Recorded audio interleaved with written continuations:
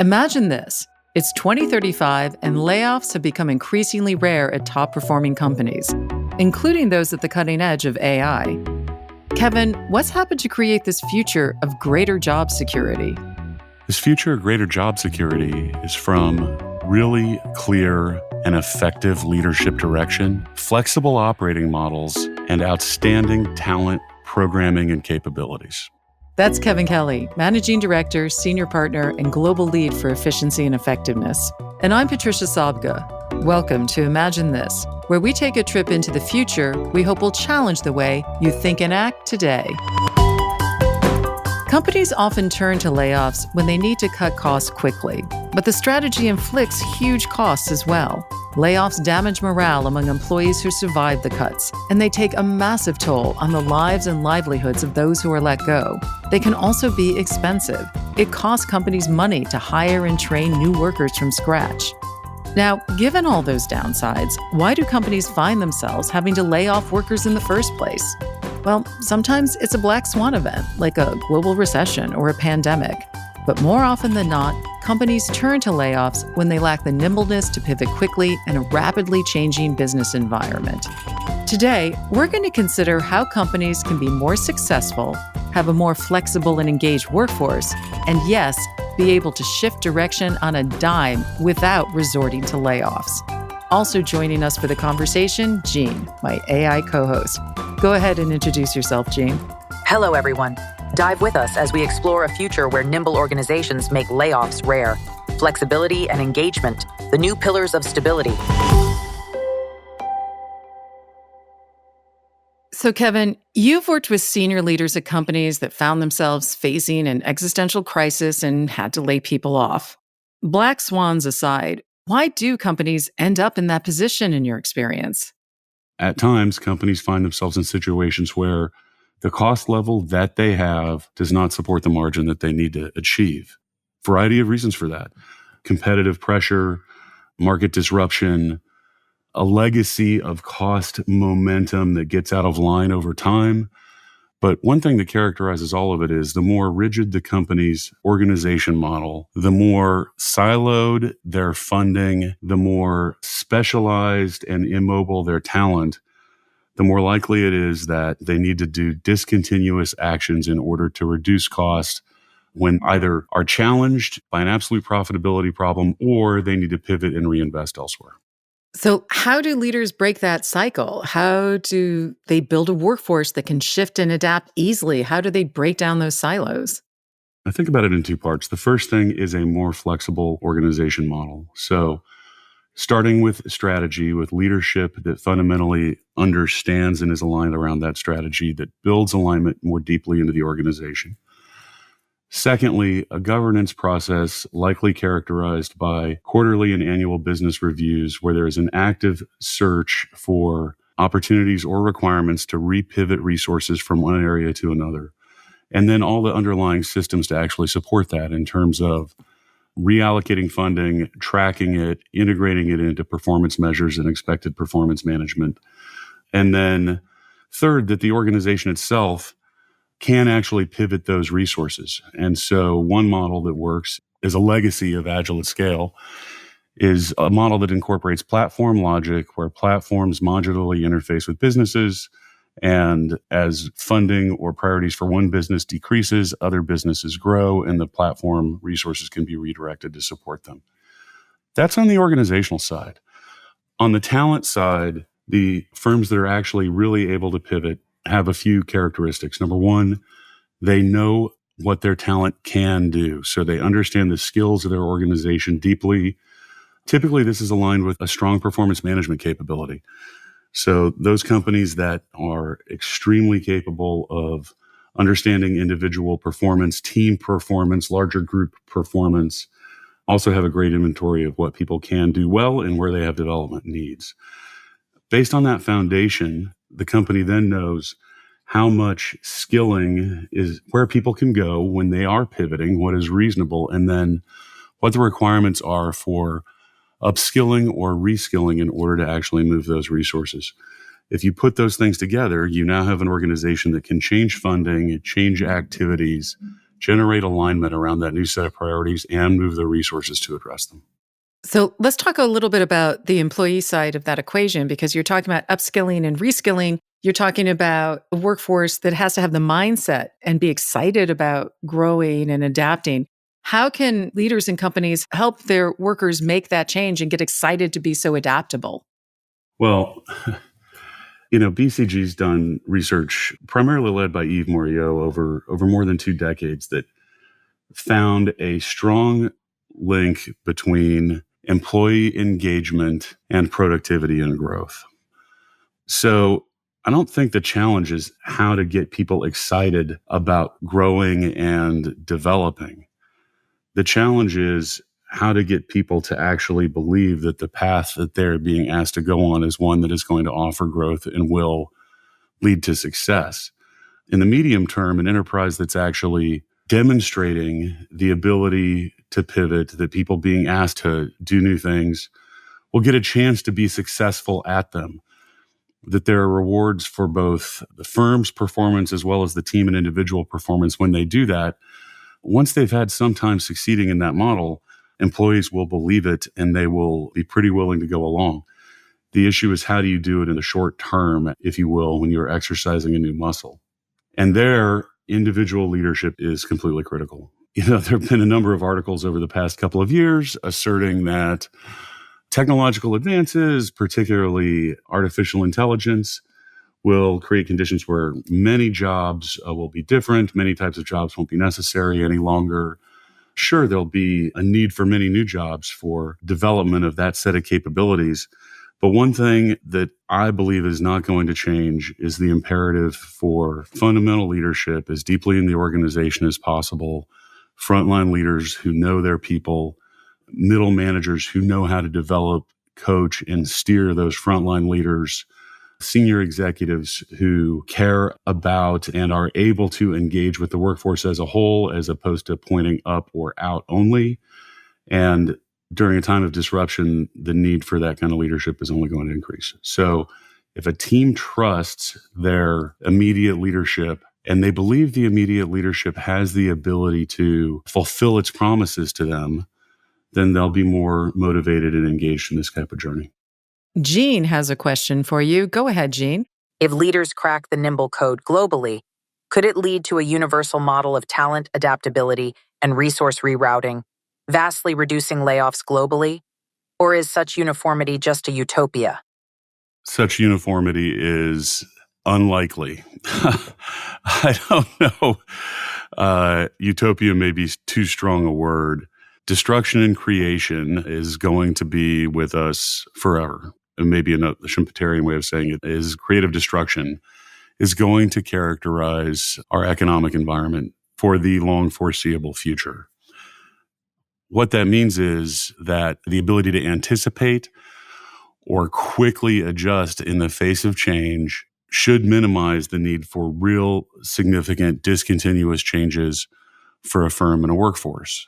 The more rigid an organization's structures, patterns, culture, policies are, the more likely it is that after a period of seeming little or low degree of change, they'll have to have a discontinuous change event.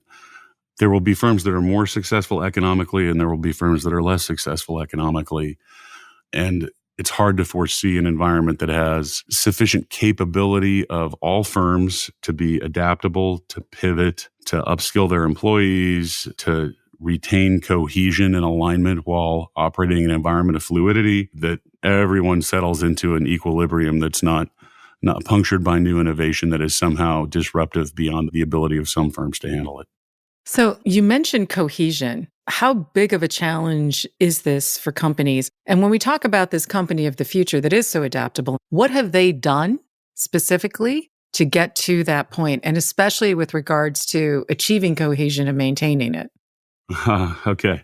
In terms of generating cohesion, another word for a cohesive organization is one where people cooperate with each other within teams, teams cooperate across boundaries, units cooperate with each other. And cooperation is actually exerting effort to make the whole successful, even if it doesn't show up as positive on one's own metrics. It's basically contributing to the whole, not to the self. And how you generate that, few techniques. One is rotation programs. So you are likely to have an organization more capable of cooperation if people who have been in finance for a few years then spend some time in the line, and people in the line spend some time in finance, as an example. Leaders who, when cooperation occurs, they observe it and they reward those who cooperate. Fundamental to all of it is leadership that keeps its commitments to the team, which then enables the team to confidently invest in the direction the leaders want them to go. So let's bring Jean into the conversation. Go ahead, Jean. Could the pursuit of flexibility and cohesion inadvertently breed a new kind of rigidity, where the process of becoming agile becomes another checklist? How do leaders ensure genuine dynamism without swinging back to bureaucratic habits? That is a super relevant, challenging question, Jean. Great job. For sure, agile methods could absolutely just become a checklist. In an environment where there's relatively good feeling across the enterprise, that collegiality, friendliness start to become substitutes for cooperation, which sometimes can be relatively hard-edged.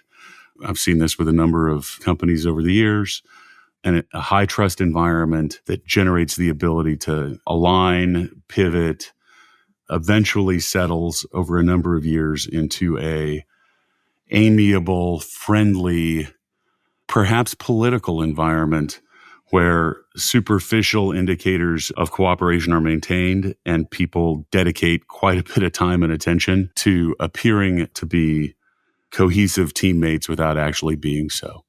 Cooperation is often characterized by confrontation, open discourse, argument. Feel-good symbolism is not cooperation. So how do leaders do it? Well, the senior-most leaders in the firm actually have to continuously evaluate their own premises and seek to expose the organization to challenge. Okay, I want you to hold these thoughts because we're going to take a quick break. And when we come back, we're going to go deeper with Kevin about what senior leaders can do to create more nimble, sustainable companies. Hi, I'm Bill Moore. I'm part of the team that created Gene. Stick around after the episode where Gene and I will explore a new innovation in AI, reasoning models that think through a problem.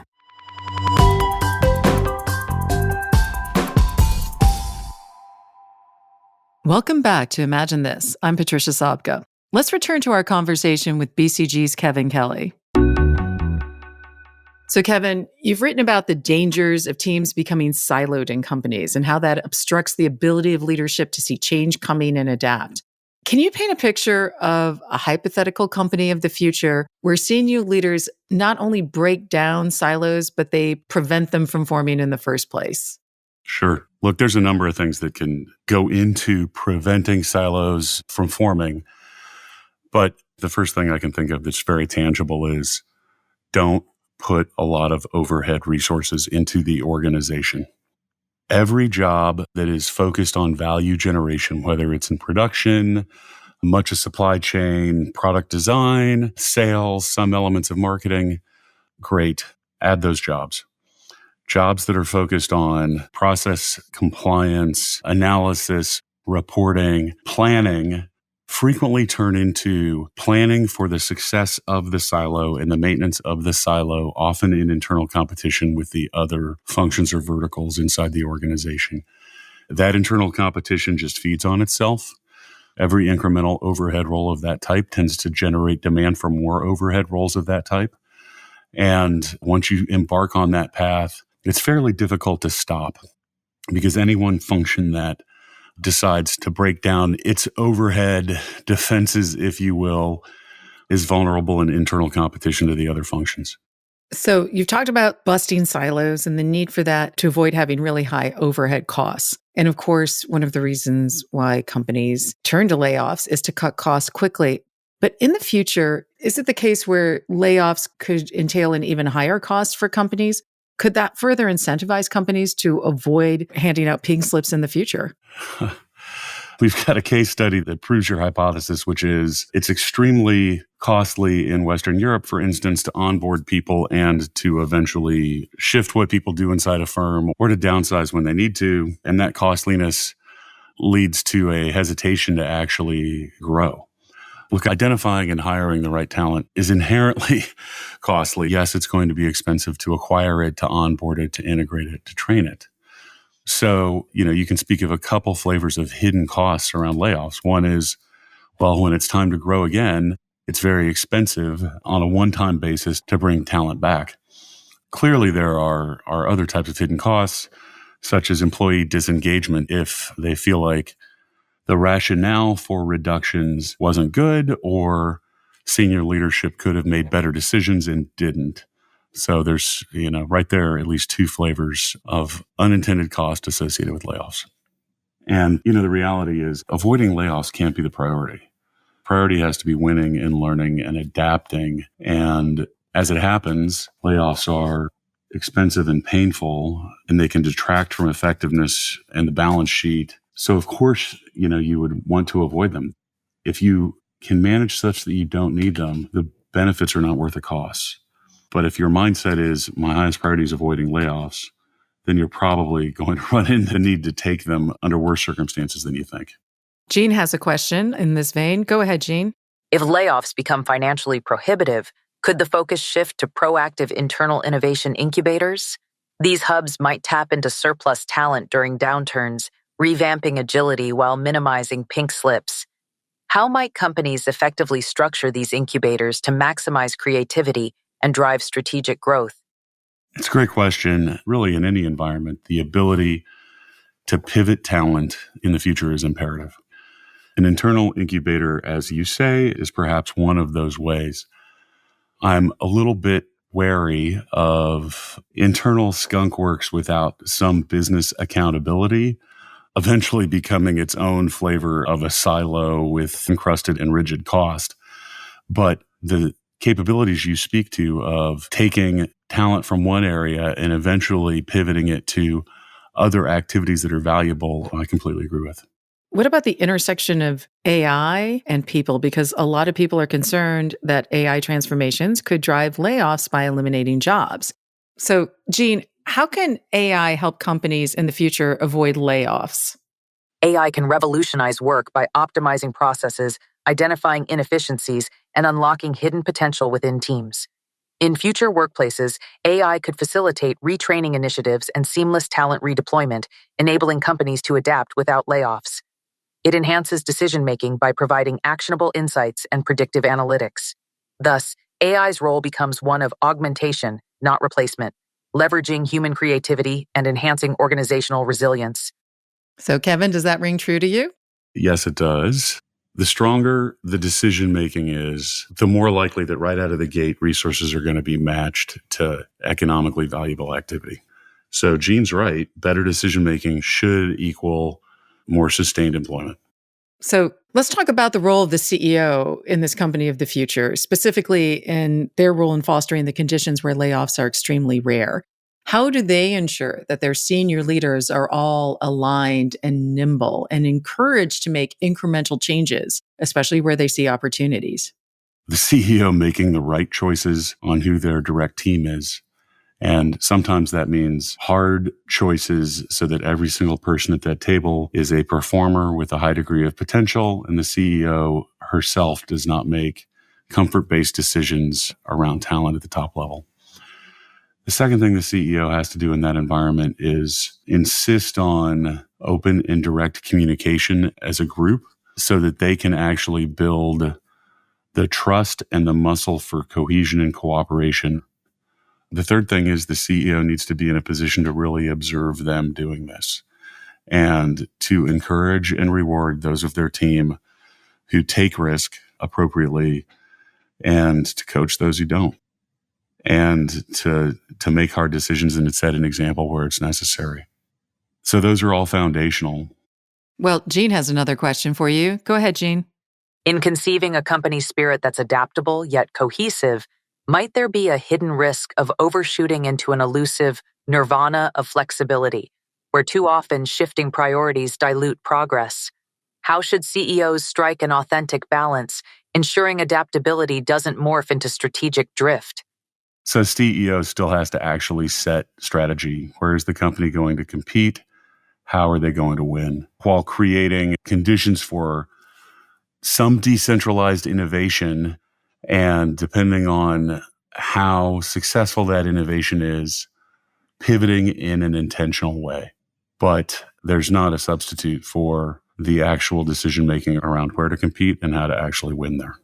So, Gene, what are 3 things that CEOs can do right now to make their company more flexible and more layoff-proof in the future?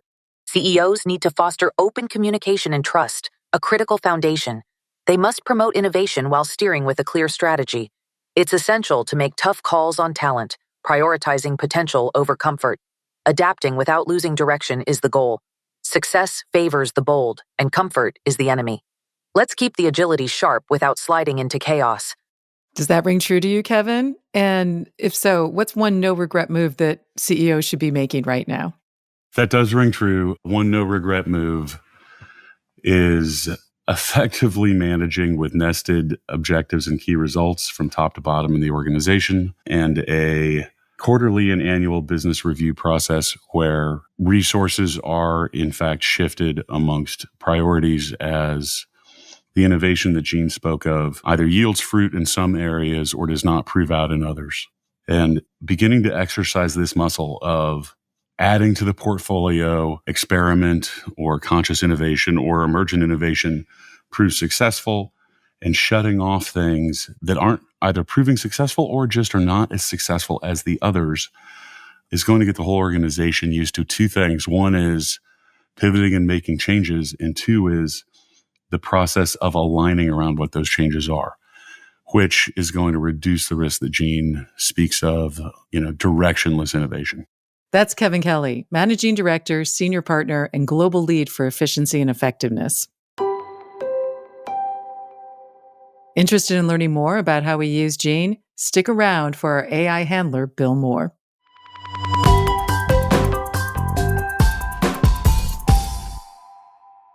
Hi, I'm Bill Moore. I'm part of the team that created Gene. Today we're going to explore a new innovation in generative AI, the reasoning model, designed to solve particularly difficult problems. Gene, what is a reasoning model, and how does it work in the simplest terms? A reasoning model takes a moment to think through a problem before responding. It generates a chain of thought to break down a problem step by step before finalizing a response. This extra step enables systems to handle complex tasks better than traditional language models, which are optimized for generating coherent text quickly. So what can a reasoning model do that a traditional large language model can't? A reasoning model delves deeper. It reasons step by step, handling complex logic and multi-stage planning. It's ideal for tasks like scientific problem solving, code generation, and intricate analysis where understanding the process matters, something traditional models, which often jump straight to an answer, might miss. How are these reasoning models being used right now in organizations? Can you give us a specific example for how companies might leverage reasoning models to unlock new value? Companies are embedding these models into their strategic workflows. For instance, consider a major retailer using a reasoning model to optimize its supply chain. It analyzes market trends, weather data, and customer behavior step by step to fine-tune inventory orders. The outcome? Fewer stockouts, reduced waste, and improved margins. Okay, Gene, we have you running on one of these reasoning models right now.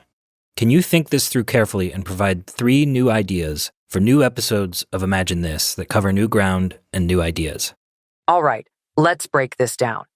I need 3 episode ideas that push into new territory, something we haven't covered before, something that challenges assumptions. I scan what we've explored: AI in leadership, the future of work, automation, industry shifts, trade, sustainability, even quantum computing. Strong topics, but what's missing? I see a gap in how AI transforms strategic decision-making itself, not just automation, but CEOs running real-time simulations of their entire business. That's one. Next, sustainability. It's always framed as an obligation. What if we flip that? AI making sustainability a profit center, not just a checkbox. That's 2. And work? We've covered talent shortages and automation. But what about a truly borderless workforce? blockchain-verified talent pools, organizations without fixed employee structures. That's 3. Now I just need to bring it together. Keep it sharp. Here's where I land. Imagine this. It's 2035 and every CEO runs a digital twin of their enterprise. Real-time risk simulation and agile strategy adjustments transform decision-making. Imagine this. It's 2035 and sustainability is a profit center, with AI-driven carbon-negative practices boosting growth. Imagine this. It's 2035 and talent flows on decentralized, blockchain-verified platforms, creating a borderless workforce that fuels constant innovation. Each scenario leverages BCG expertise to deliver transformative insights for business leaders navigating tomorrow. Thanks for the demonstration, Gene. This is Bill Moore signing off.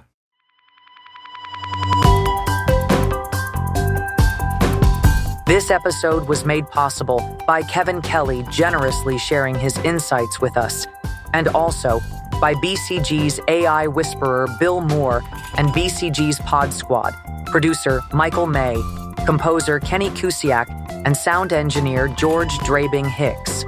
Please subscribe and leave a rating wherever you found us.